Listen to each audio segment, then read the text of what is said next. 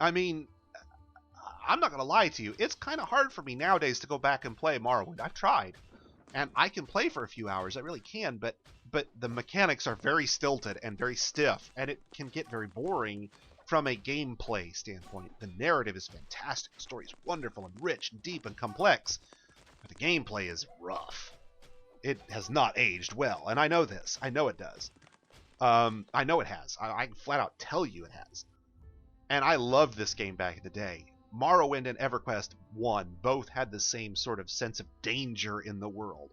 And what's fascinating is if you go back and you actually look at the world, they're fucking mostly empty.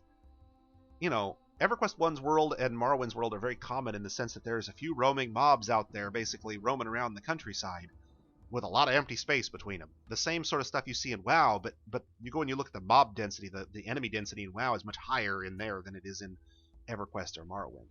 And so in exchange for that lower mob density, each mob was much closer to the player in terms of threat level. And so the world feels much more hostile. It doesn't feel like you're mowing your way through hordes of mooks. It feels like you're going out there and pitting yourself against even opponents in a series of existential struggles. I've seen that they're doing Morrowind and Oblivion and Morrowind and Skyrim. We'll see. When they're finished, maybe I'll give them a look. Um, I'm probably going to, knowing me, this special edition for Skyrim just came out. I'm probably going to, end up installing that. And as soon as the script extender gets updated for it, and Sky UI is updated for it, and Campfire and Frostfall, and I didn't use Requiem. I tried Requiem. I wasn't a big fan of Requiem. But I like all the camping mods. Hunterborn, Frostfall. I'm trying to think of what the other one was. Realistic Needs and Diseases. Yeah, those are the ones I run with. And so I get the whole survival kind of aspect on top of Skyrim. And so I get those wonderful fluid gameplay mechanics with a slightly more rough and tumble world. There's nothing I can do with that, unfortunately, to fix the narrative. That's where Skyrim really starts to fall short once it's modded, is that the original content just is a little lacking, and the third-party content is not necessarily bad. Don't misunderstand. I've played quite a bit of it, and you can look out there. I've got something like 1,000 hours in Skyrim or some ridiculous total. But I think that the AAA studios generally can do a better job with their narrative. They have more freedom. They have access to better resources. They can do a better job. They just haven't been. Well, and keep in mind, we'll see. The special edition may be a buggy POS right now. If they're planning to patch it, then it's worth waiting for the patches, and that remains to be seen. I have it installed. I fired it up. I've played it. It didn't crash on me right away, but neither did the original Skyrim. Most of the crashes I got in Skyrim were zoning crashes on Zone, where you would hit a doorway and it would go to transition between maps and it would fail.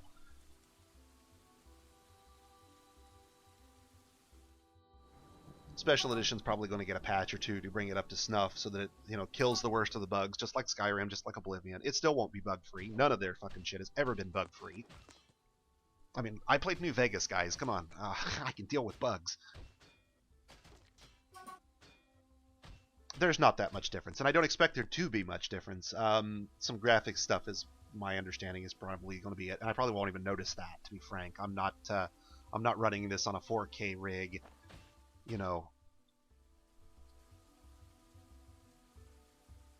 Okay, let's see. We built the lever, right? Yeah, built the extra precision lever right here. Yep, good.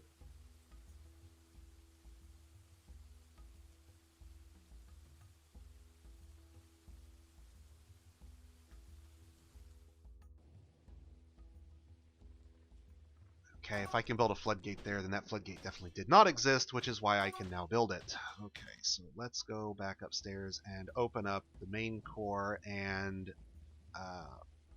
main intake valves.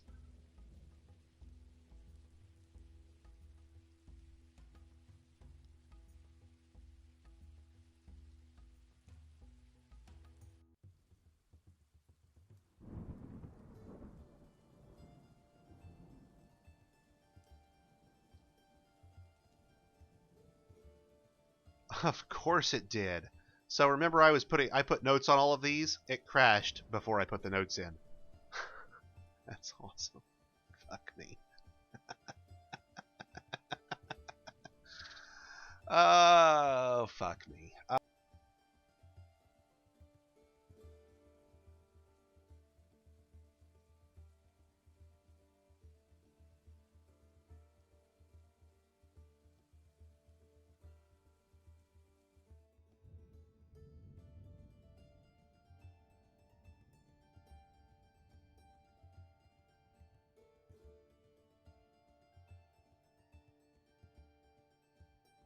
Okay, so that's the main intake floodgate, and then I don't have one for the power core? Really? I don't have one for the power core floodgate here? Oh, I'll bet not. I'll bet we probably don't need one, really, do we?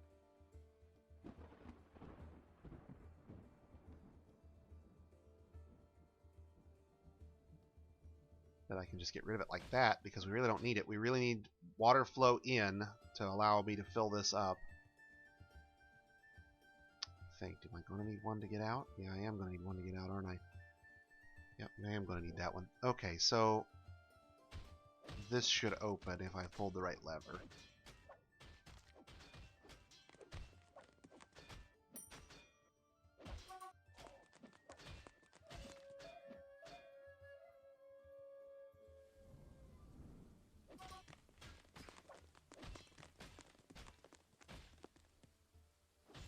I just haven't got around to it yet. Come on, guys, get with it. Let's go, let's go, let's go.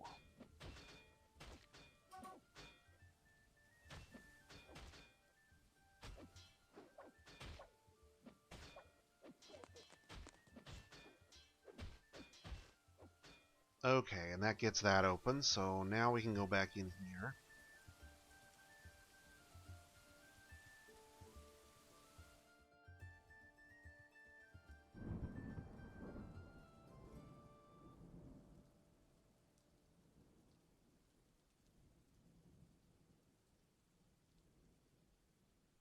And I have to wait for that floodgate to be built. Okay. Now I know where we are. I'll be able to keep track of all this.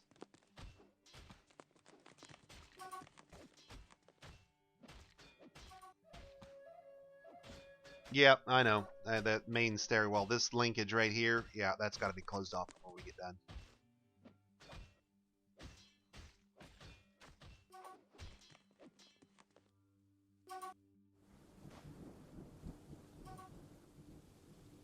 I think that Fallout 4 is indicative of a problem with the way Bethesda is approaching their games.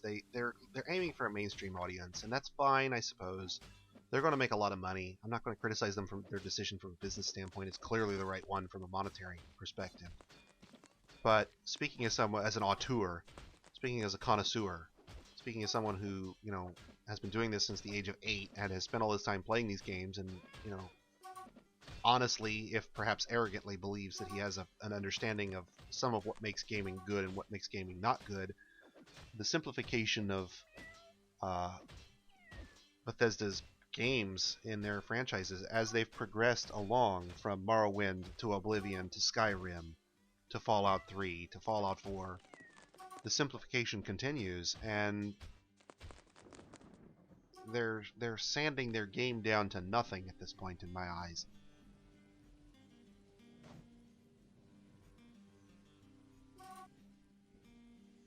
I haven't played Witcher 3 because I haven't played Witcher 2, and I played Witcher 1 for a few hours a few years ago, and kind of bounced off it initially when my rig couldn't quite handle it at the time, and haven't really been back. It's not a slam on Witcher 3 at all, it's just I haven't had a chance to actually sit down and play it, and I don't own it yet, so I'll get to it eventually.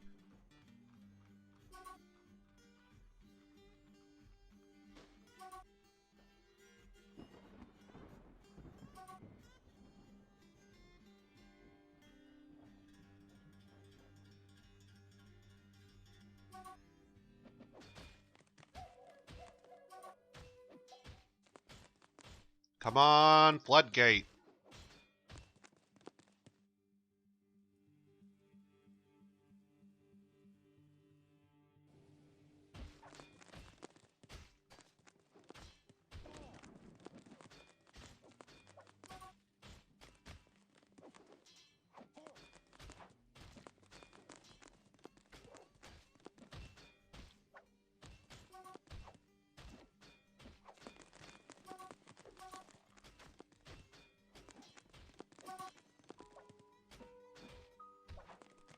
And I think that's what really bothers me most is that I can look at a game like Fallout 4 and there are moments of just absolute brilliance, and the problem is they're just stacked up alongside some absolute schlock.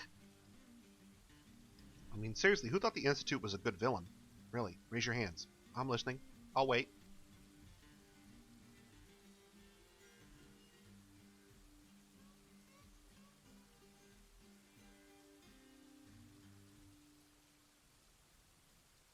I am very much reminded, not for the same reasons necessarily, but I'm very much reminded of Ubisoft's failure with Far Cry 3.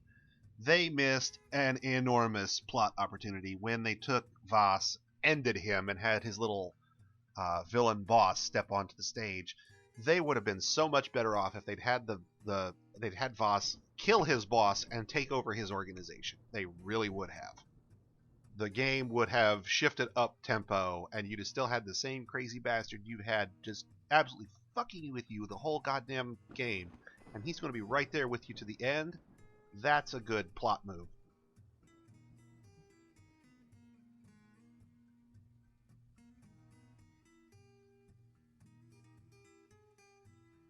But they missed it. They had their cardboard cut out, you know, typical Colombian narco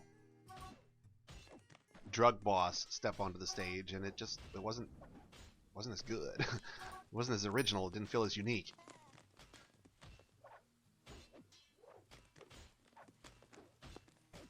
And so I see these moments. I mean, and maybe I'll catch flack for it. I don't know.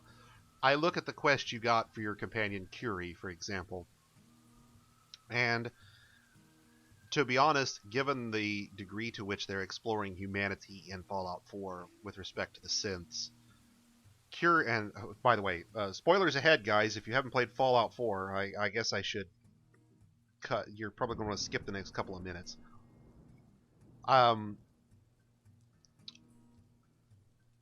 So you look at how they're exploring the aspects of humanity with the synths, and giving a character the ability to go the other direction, so to speak, to move from the inorganic back towards organics with a synth body is neat.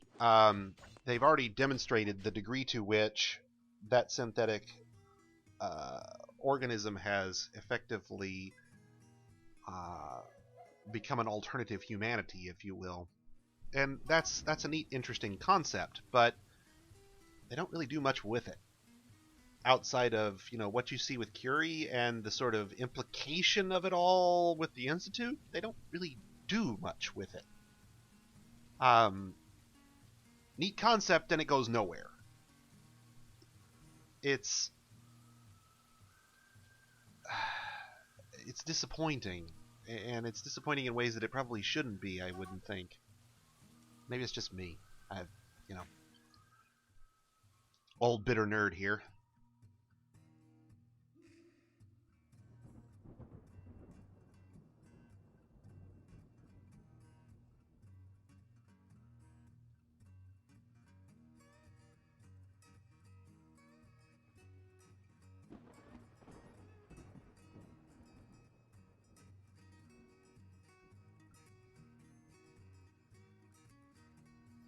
So this is main intake, this will be precision, and then this will be power.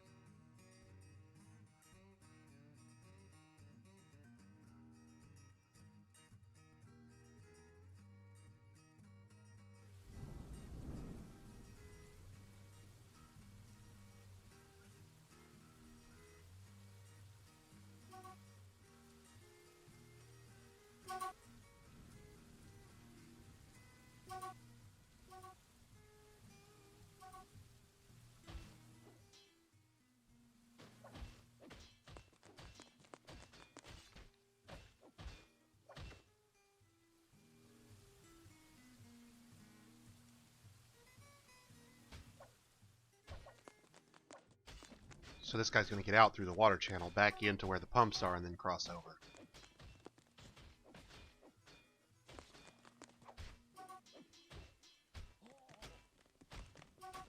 So what else is out there, guys? I mean, hang on a moment. Let me... Oh, well, I don't want to pop up Steam right now. I'm just kind of curious what all you might have what else out there that you've played recently? You know, I haven't played Witcher 3, and I'm probably not going to pick it up because it's a little expensive at the moment.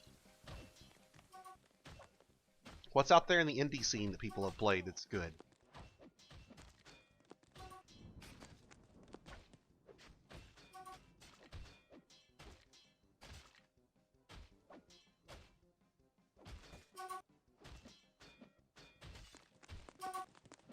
Hell, I ought to make you guys paw through my Steam catalog and see what's out there that you might want to see, and you know, go play something that you might want. But I want to fix this caster. I want this caster to work at least once before we log out for the day.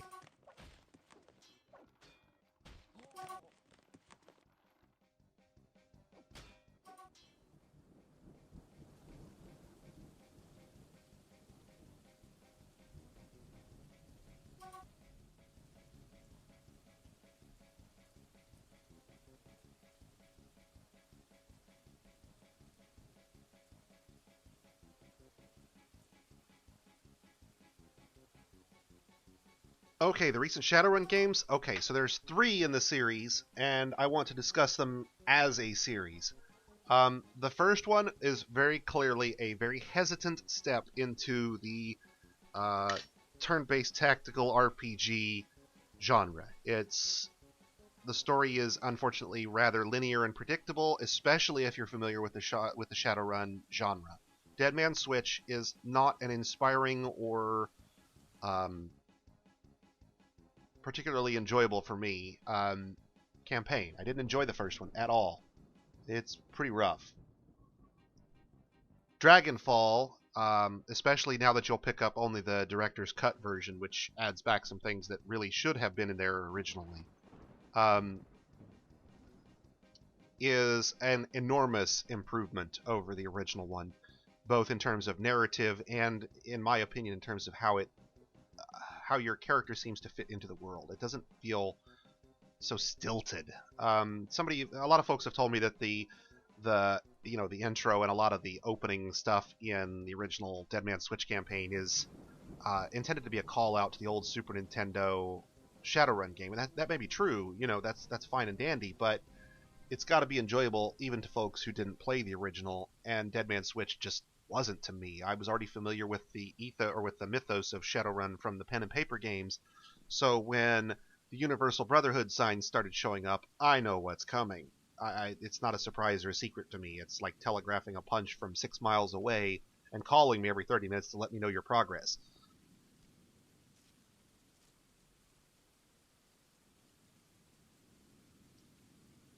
Not at all subtle or unexpected. And that may be part of what killed the campaign for me. You know, like I said, literally 5 minutes in, I can tell you what's coming at the end of the game. I can tell you what's coming. Not, in perfect clarity or detail, because, there's some plot freedom that they've got, but I know where they were going. I couldn't do that with Dragonfall. I couldn't do that with Hong Kong. In fact, as they've gone along, the series has gotten better and better. Dragonfall was an enormous improvement over Dead Man's Switch, and Hong Kong is at least an incremental improvement. It's not a quantum leap beyond Dragonfall, but it's at least an incremental improvement over the original. They've clearly incorporated some more. They've added some utility, I think, to their engine. I don't remember having quite so many cinematic interjections in Dragonfall, and they fit well in Hong Kong. They really do. The story is unique and different. It fits into Shadowrun and tells its own little piece of Shadowrun, and doesn't feel like you're ramming a character into a predefined slot. I highly recommend Dragonfall and Hong Kong to anyone who's interested in a tactical RPG. Now, I will emphasize the tactical aspects of Shadowrun are fairly light. If you're used to something like XCOM, if you're used to playing a really hardcore tactics game, Frozen Synapse, that kind of thing, you're going to find the tactical aspects of Shadowrun somewhat light. There's cover, sure, and there's mechanics that work very similarly to all those other games, but I didn't really find the tactical aspects to be particularly super deep or challenging necessarily. They're enjoyable, but not necessarily hard. If you're looking for a challenge, you're probably going to have to turn the difficulty rating up a bit. Now, if you're not familiar with tactics games at all, you'll probably be right at home. The difficulty will be fine for you. You'll get the gist of how cover works fairly quickly, and then at that point, you can progress. Would definitely recommend, if you're looking for an RPG and you're okay with the whole Shadowrun mythos, know the kind of stories and plot you're going to be getting into before you buy. Dragonfall and Hong Kong are worth the money, especially if you can get them on sale.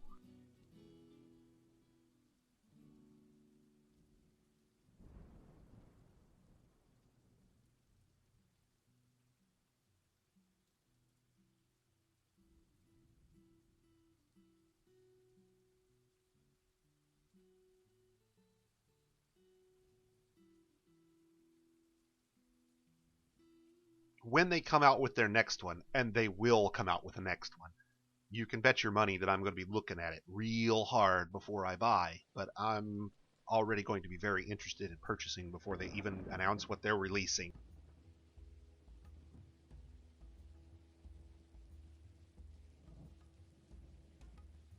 I'm very glad I gave them a second chance after Dead Man's Switch.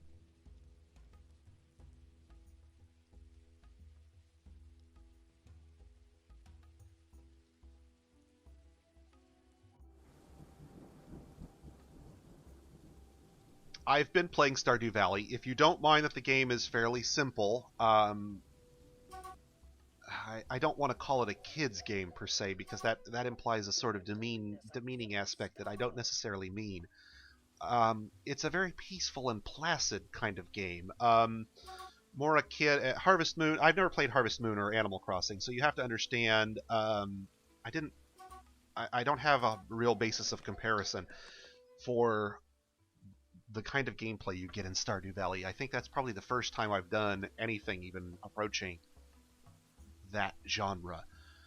There are aspects of things like that in, Starbound or Terraria, or even in Fallout 4 for that matter, with the settlement, system, but nothing that's quite so heavily focused on the more peaceful and placid aspects of it.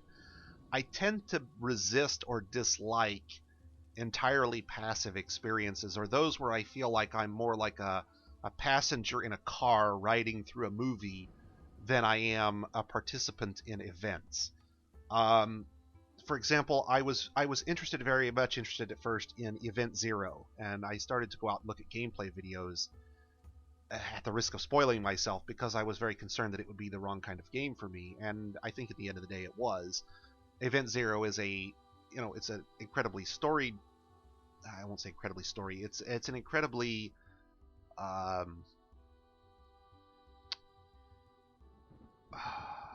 environmental, ambient kind of storytelling, where how you choose to progress through it is going to determine much of how things go. But unfortunately, it's really short, and for me at least, it would not have been particularly hard or difficult. And while it was placid, it's just too passive. Which brings me to Undertale, since you ask.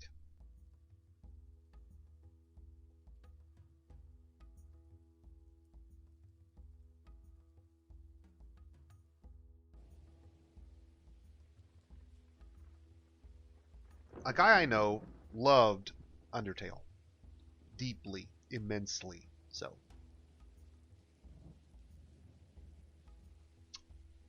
And he recommended it to me. So I sat down to play it. And you can go out on Steam right now if you look at my profile. I'm pretty sure it will tell you exactly how much time I have in Undertale, and it's probably not more than a half hour, a couple hours maybe, tops. Undertale drove home for me the point I'm making about passivity. When you play Undertale, something about the mechanics did not sit well with me. Look, I've played menu-driven RPGs clear back to the days when they looked like Wizardry 1. Okay? I played them in the gold box D&D on an 8088 back when 4.77 megahertz was king of the world. I don't have a problem with menu-driven games, okay? Now, that's where Undertale kind of goes astray for me, and I'll try to explain. Undertale's combat mechanics are incredibly passive. I don't mind the menus, clicking through the menus, that's not the problem. I'm down with that. Believe me, I've played so many of these RPGs at this point. Menu me up. I was disappointed when Mass Effect 1 moved to Mass Effect 2 and stripped down some of the menu-driven inventory management. Dude, I'm a nerd. I loved that shit. I loved customizing my weapons to get just the kind of effects I wanted out of them. That shit was boss. And they took it away in Mass Effect 2, and I was so disappointed. But go back to Undertale. I don't mind clicking through the menus for the combat. That whole Nintendo era feel of selecting your attacks and whatever, that's fine. Nothing wrong with that. But I can't fucking stand playing that fucking dodgeball game. And Undertale is full of that fucking dodgeball game. All the fucking combat is that fucking dodgeball game. And I don't like it at all. It's not enjoyable. It's a very passive, constantly under threat and your only reaction is to dodge kind of experience. And it's not enjoyable to me at all. I tried. And at first it was off-putting, and then it was very much like dragging my face through broken glass to get someplace. And I stopped, and I told him, I said, look, this might have the greatest narrative since sliced bread. I don't know. I'm never going to experience it.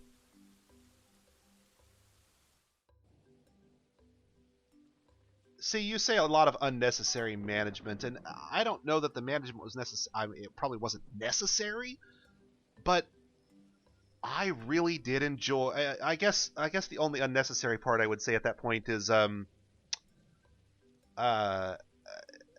understand what you're saying, because your collection rate in terms of junk that you weren't ever going to use anymore, you were getting mods and augs for all your stuff that was lower level or lower effect than what you already had equipped, because you'd gone through and picked out the best, and you'd min-max that gun until your pistol was a 7-shot death wand. You could just point it in the general direction of an enemy and their faces would melt. Or until your assault rifle could pick people off from around corners. Or you understand what I'm saying. You've tricked your weapons out to the nth degree by the end of the game. And the problem is you're still accumulating all these mods and augs that are 3 and 4 levels below you, and they're basically just junk to be sold. And then you have to manage the selling, which is a little obnoxious, I grant you. It's not necessarily the best gameplay mechanic. I fully agree.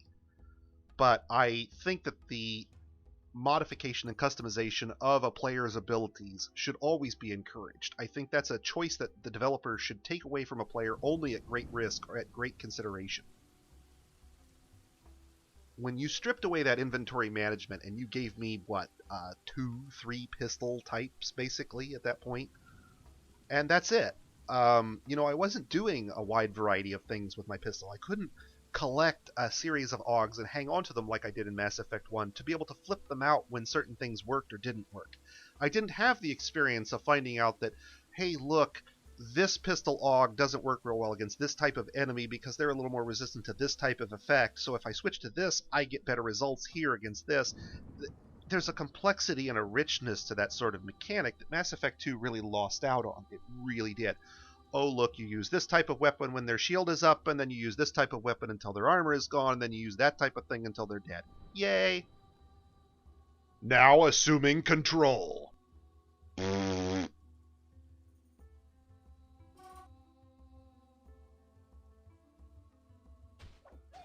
Maybe I'm just old and bitter, I'm a middle-aged nerd, so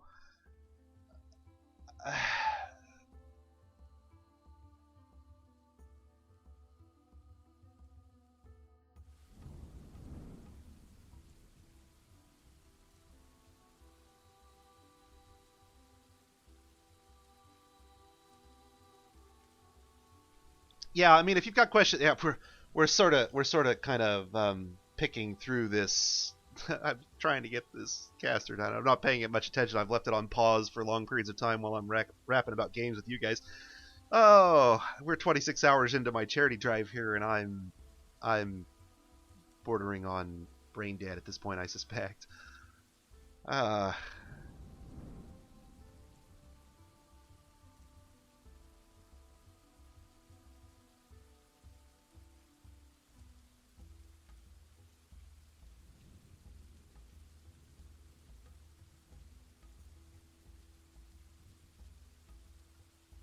okay. That should get the last lever linked up. And if all the levers work and be tested, I can seal up this tunnel, verify that there's no access, forbid and hide everything, and then we can test this bad boy.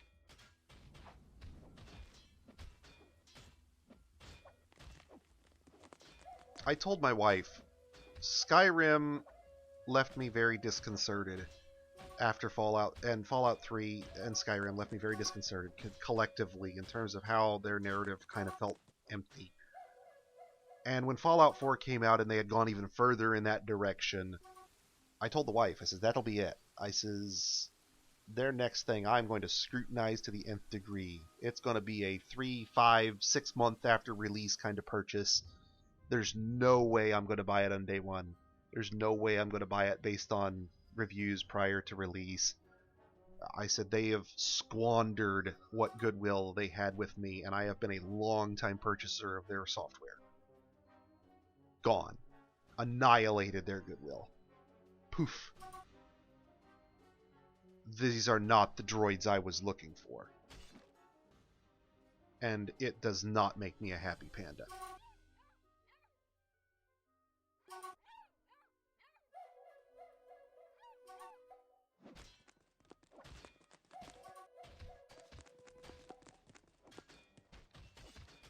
If New Vegas, if I could have New Vegas again tomorrow with brand new graphics, all fresh and clean as though I had never experienced it before, and a whole lot more bug free, fuck's sake, I would jump on that twice a day and 6 days a week and twice on Sunday. Shit, fuck yeah, hell yeah. I told my wife, I said my biggest regret about Skyrim is that it's not multiplayer, and I think Bethesda bought into the wrong interpretation of that. When they were hearing from their players that their players wanted multiplayer, they didn't want, I don't think, an MMO. I'm not saying the MMO wasn't commercially successful. I'm not saying that some of the players didn't want the MMO or enjoy the MMO, but I'm not sure that's really what the majority of their players were really after at the beginning. I think what they were really looking for was the ability to co-op campaign something like Skyrim or Fallout 3 or Fallout 4. To be able to sit down with a spouse, a loved one, a friend, and play through that story. Now, I'm not sure that you could write the story in such a way as to be completely respectful of the second player, but maybe? I mean, I look at Borderlands or Borderlands 2, and I'm not suggesting that they're the same kind of game as Fallout, or in terms of tone or theme. No, that's not what I'm getting at. But they handle having multiple players in play. They keep them straight. Now, it's true, in Borderlands 2, they're very, they're defined characters. You're not playing a role as such. You're playing those predefined characters that they've provided to you. But I think that you could implement all sorts of mechanics that'll... I mean, think of players, if you will, as file cards in a folder. If you're going to allow 2 or 3 or 4 players, however many you're going to tolerate, and let's assume you're going to scale damage or whatever your mechanics you're going to do to make multiplayer work. And I'm not saying it would work well. I don't know. But let's assume it works mechanically for a moment. From a narrative standpoint, I think you can treat your characters as file cards. Player 1, Player 2, Player 3, Player 4. You don't really care who's behind the scenes necessarily. They're going to pick whatever traits they've got and whatever, attributes or roles or skills or however we're defining this mechanically. They're going to have selected their own individual character types. And I think from that, and perhaps a little bit of the old ink blot, goat test kind of, mechanic, you can sort of get a better feel for what sort of character they're trying to play, at least in theory. And you could probably set up something like Divinity. I mean, I look at Divinity Original Sin, which I played through with my wife, and I look at Skyrim and I think, why can't Bethesda do multiplayer? They did at least a passable job in Divinity. And that's with completely undefined characters. Sure, I mean, you're revealing stuff about your characters as you go along, but what I'm saying is the type of characters you're playing, the actual story you're going to experience differ based on how you react, and none of that is predetermined.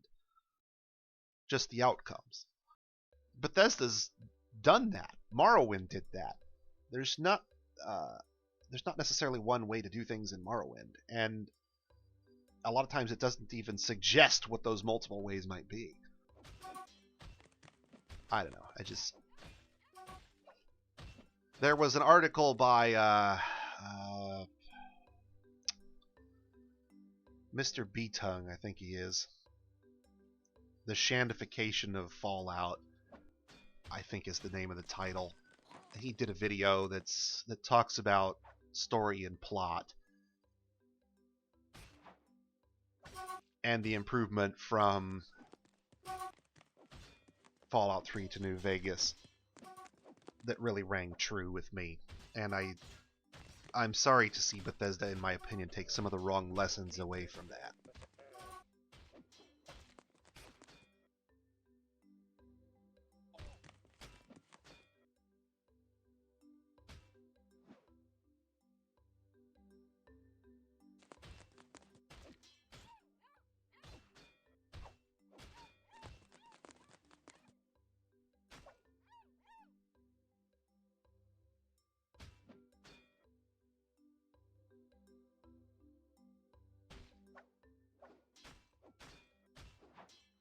Okay, now if this works as advertised, everything except the blue door here will open. So I'll get this open, and if the lava's not open, I can open it. Okay, that's open already. So I need to check to make sure I can close them all, and I'll have to test this one as well.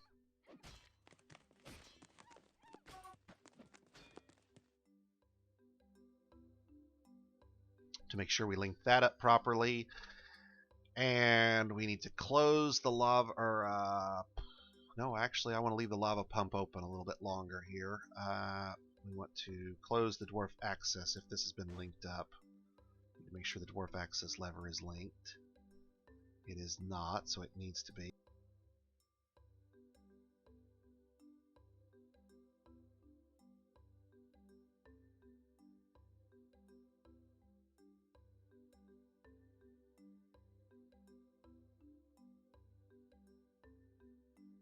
And this needs to be magma safe because it's going to be near magma. We come here in hopes of a better life.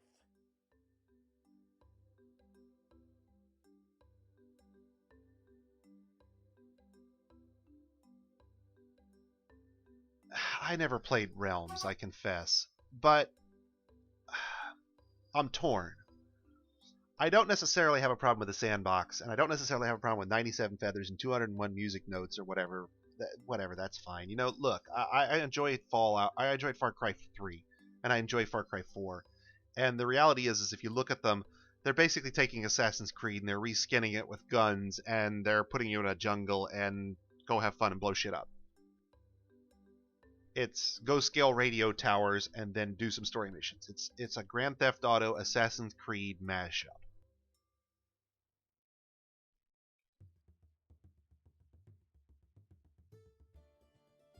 I don't know that you can get a completely open sandbox and make that necessarily enjoyable unless your player is really interested in a really sandbox setup.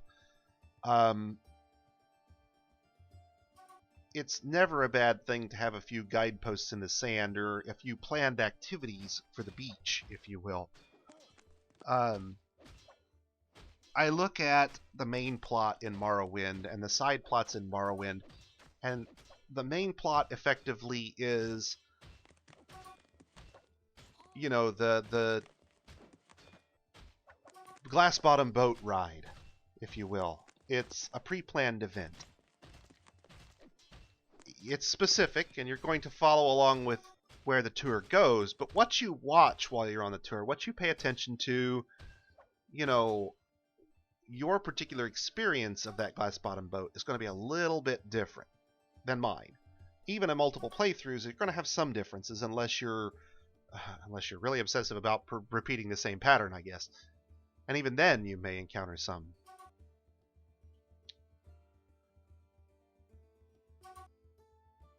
But the side quests are then just sort of littered around the map, and what order you experience them in, whether you experience them at all, completely up to you. And your experience will differ wildly based on which ones you do, which order you did them in, your travels in between, and at that point your experience starts to become very personalized, very, very personal to you. That's wonderful. Completely open sandbox, something like Space Engineers, for example, can be nice, but it's not really my cup of tea. Maybe I'm just lazy. I don't mind the free world building stuff. That's wonderful, but there's no... After a while, inventing my own goals gets old. Sometimes it's fun to have somebody else suggest something to shoot for, or shoot at, perhaps.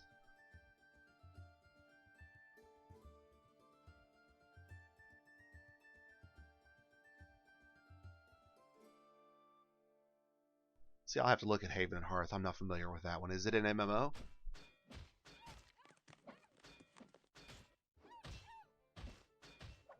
Okay, looks like we've got all the valves open now. That's good. Let's go ahead and close everything. Make sure they all close good.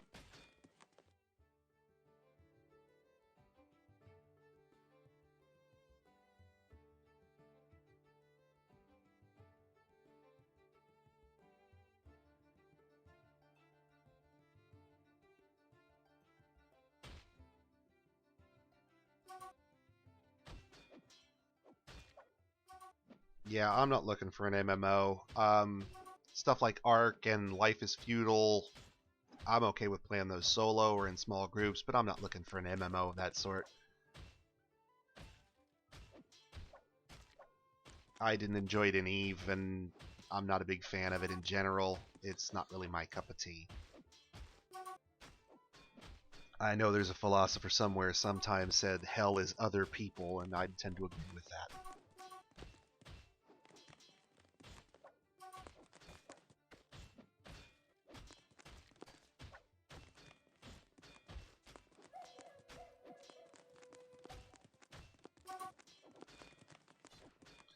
Okay, so main is closed, precision is closed, release is closed, power is closed. Is lava closed? Lava is closed, so all of these are closed.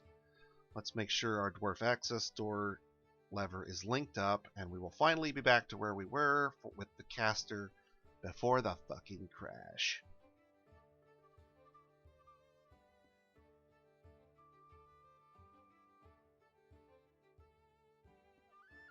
And access is linked. Let's make sure it works.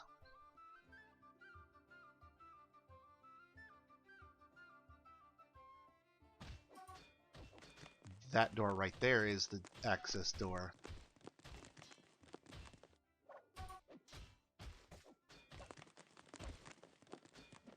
And it opens, so we're in business.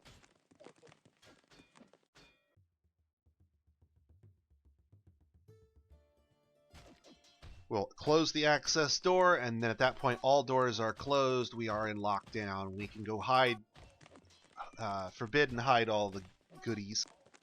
We save at that point, hopefully, to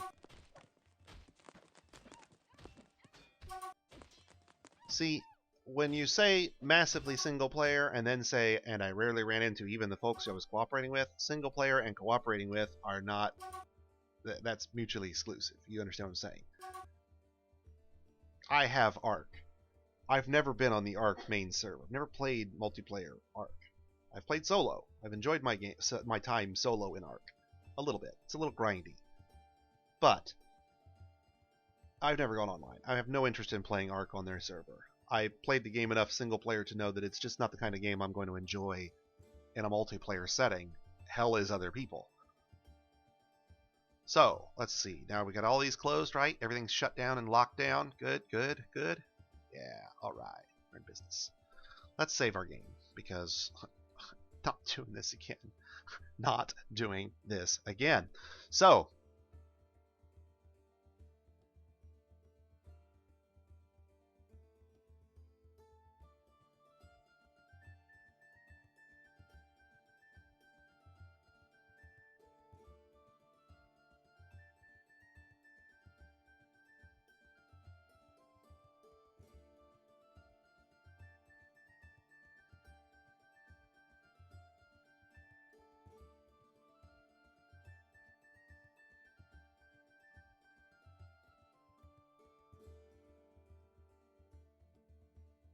That's okay.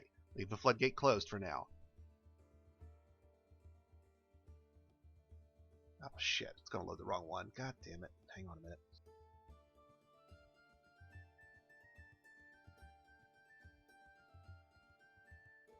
Oh, no it didn't. Okay, good. Whew. I thought it hung up on me for a second. There we go. So that will flood the...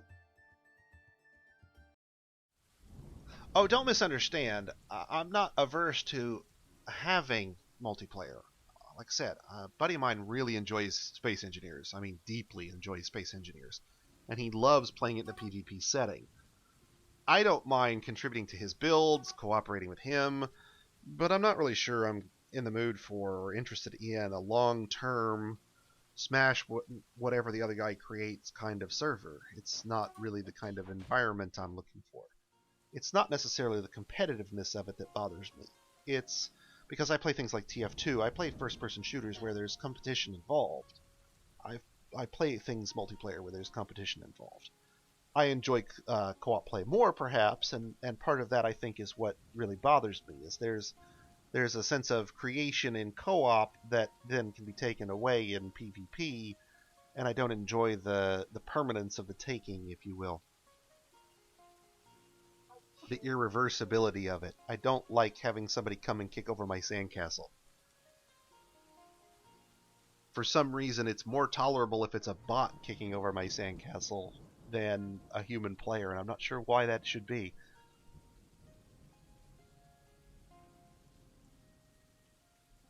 Alright, everything is locked down. So, first we open main power intake.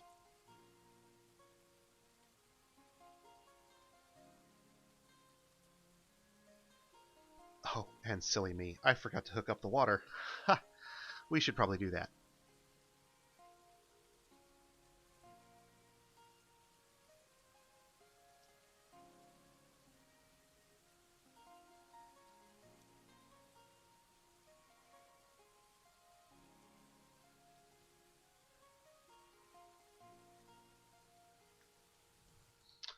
With this act, we do christen our system.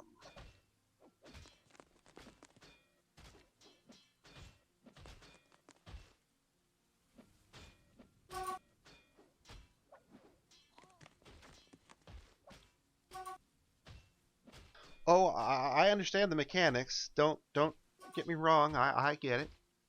Space Engineers works the same way. Well, not every time, not universally, but a lot of the time. And I'm sure if you were out there on somebody's, private ARK server, you would be more than happy or more than easy to find that sense of propriety elsewhere. It's something about the permanence of the loss, though. I'm not sure why. And it's not like I have a problem with losing. Good lord, I played Dwarf Fortress for fuck's sake.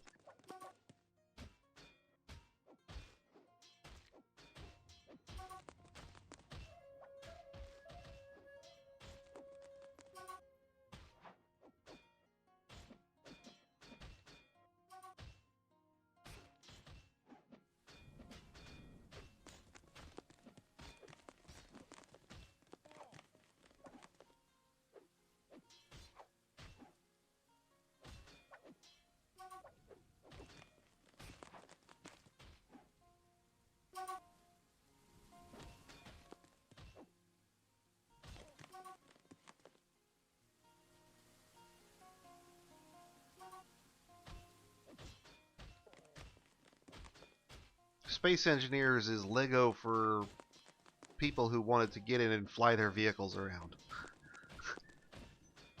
Space Engineers is the literal definition of sandbox. There are no goals. Unless you're playing somebody's, custom scenario, there are no goals. You start up a world and you're in it. Build what you want. You want to go mine ore in order to build bigger vehicles? Build a mining vehicle and go mine ore. Or take a hand tool and go mine ore. Do you need to expand your processing and refining capacity? Well, then you better build those modules onto your base or into your ship. The only things you have when you start are just a set of tools, basically, for basic resource harvesting. And then at that point, it turns you loose to build whatever your heart desires. Whatever crazy thing you might want to come up with or build. In space.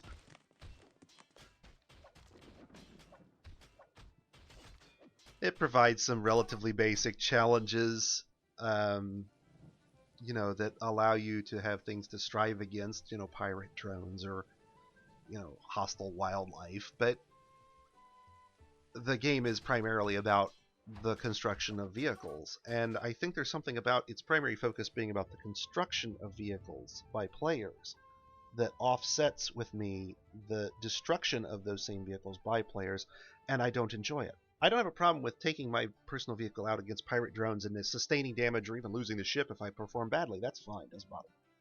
But there's something about having another player smash up all this shit that I spent all this time building, regardless of whether I'm using it or not, that just never sat with me. I don't know why.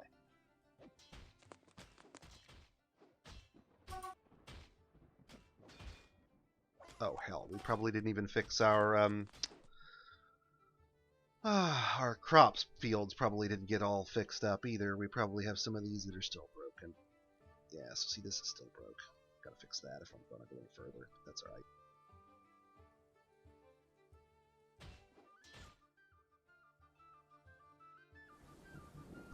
Oh, I already started to. I pulled it off already. I just didn't actually mine it out. So this save was after I removed the floor.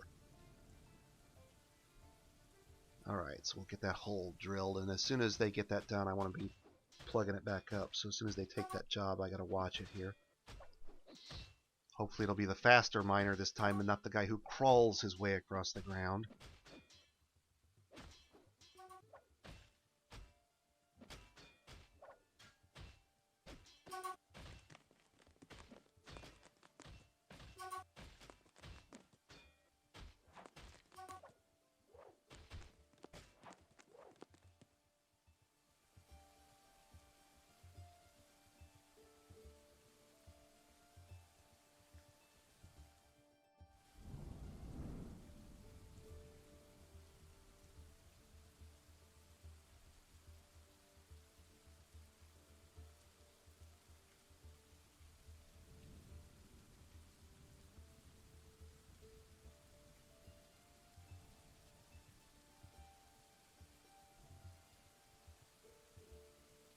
Okay, this is going to be interesting.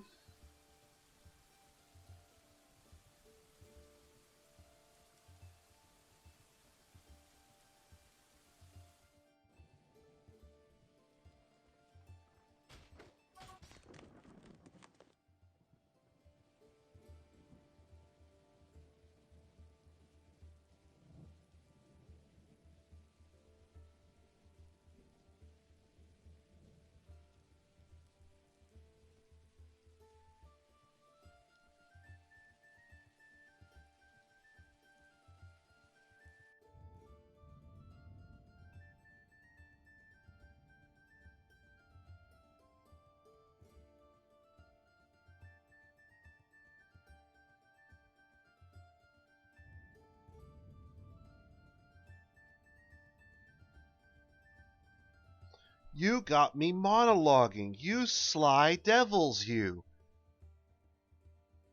There's water coming right at me, right now, through that grate, at high velocity, under pressure, with no wall between it and my fort. Because I'm gabbing with you guys about video games and not paying attention to the goddamn mega project I'm undertaking. And we may not get this wall built in time to actually stop the flood from killing us all. I've got 3 different walls trying to go up, and I'll take the first one and call it good. Here comes the water. There it goes down the pipe. It's going to come up the other side. We may not get this in time at all. Here we go.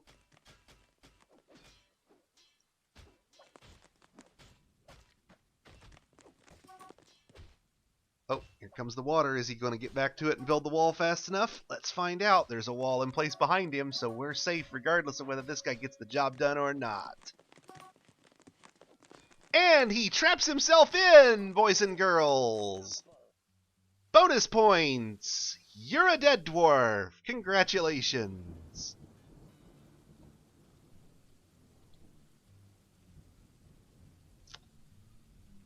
Wah, wah, wah, wah.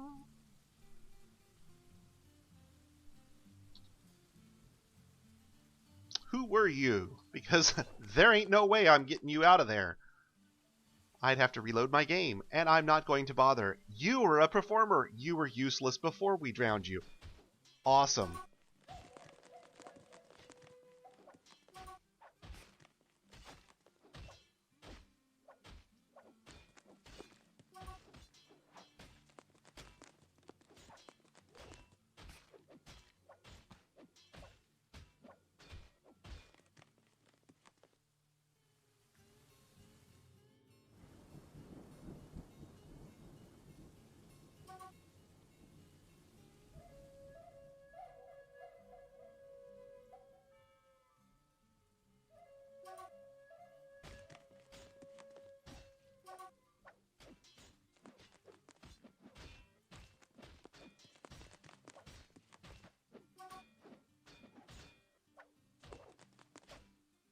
Alright, so unfortunately our flow is going to be a little slow here because I wasn't anticipating needing quite as much water as we're actually going to need. Realistically, we should probably be breaking this pressure thing before we do this, because I think we've actually hurt ourselves by having this pressure regulated this way. So, we could save scum and save that dwarf, but I don't want to. Or we could wait for this thing to fill, but it's going to take fucking forever.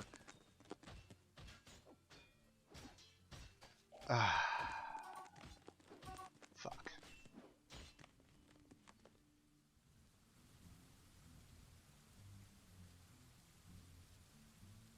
Alright, I'm going to take a short break. I'm going to keep streaming, but we're going to take a break, momentary break. I'm going to do something a little different for a moment, and then I'll come back to Dwarf Fortress. I've done that for 25 hours, and I want to take a moment away before I tear my hair out.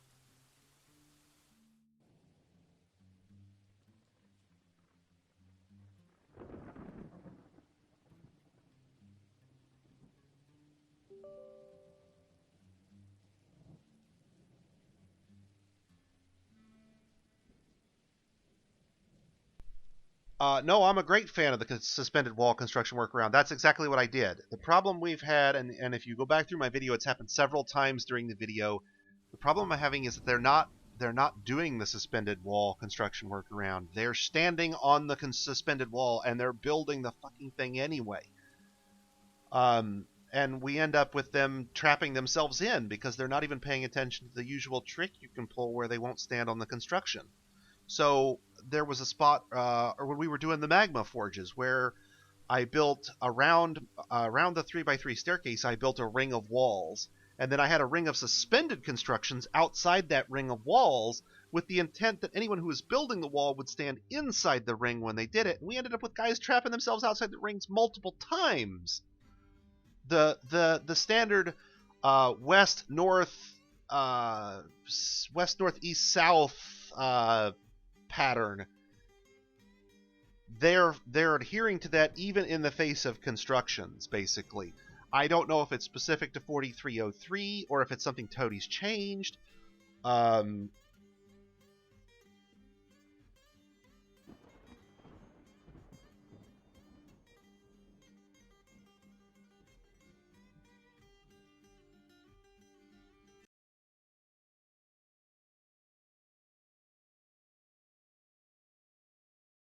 I picked this one up the other day.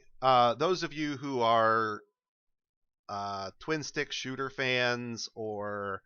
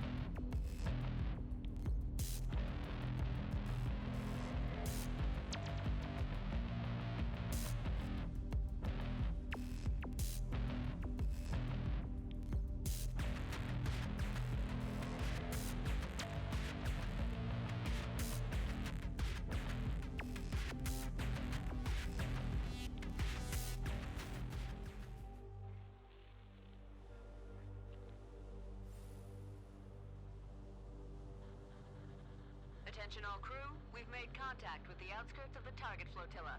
Make ready to commence Pioneer operations immediately.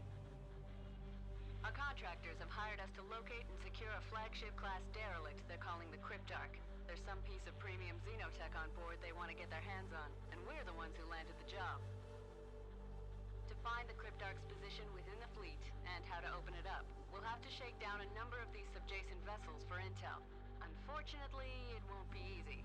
These ghost ships have some onboard security built to last, so we'll have to blast our way in. This straggler will be a good target to stretch our legs and test the temperature of the water.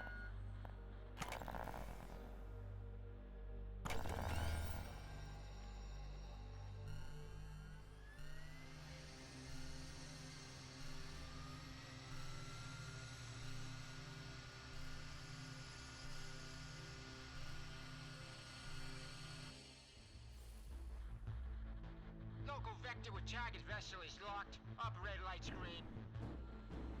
Hangar depressurized. Move out to the arming area and careful you don't bang up my flight deck.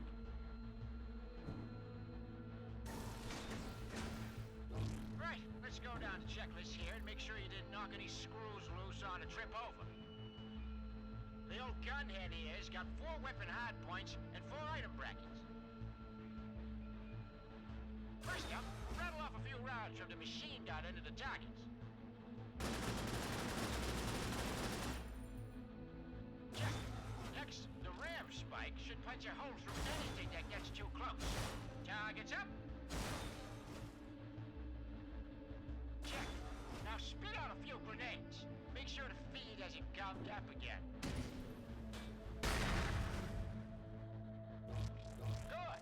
Finally, fire up that shield generator. I'd rather you burn out the power cell than bring my suit back with holes in it.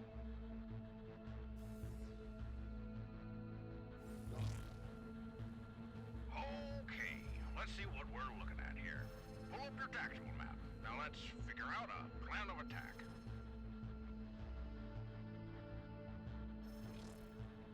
This here is our primary objective, the core. All defensive bodies appear to be networked to this centralized AI cortex. Knock out the core and the ship will be powerless.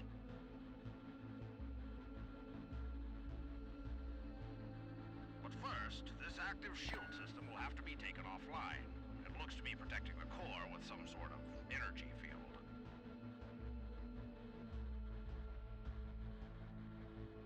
Scanner sweep also indicates multiple other security systems are active as well. Take a look around and plan to take out modules that might be a problem.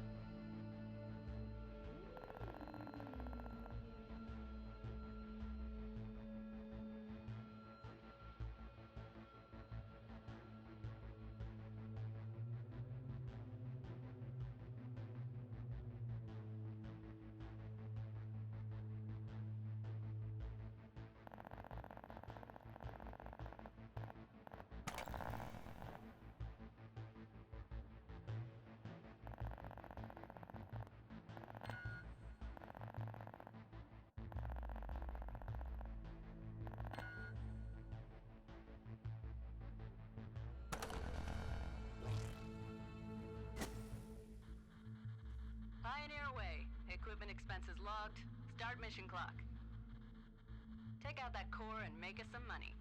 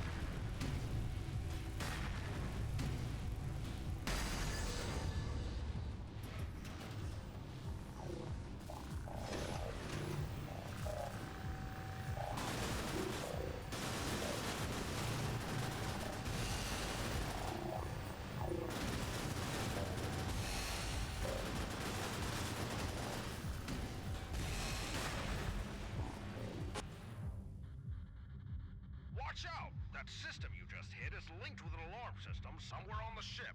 If it's in danger, it'll call reinforcements to protect it.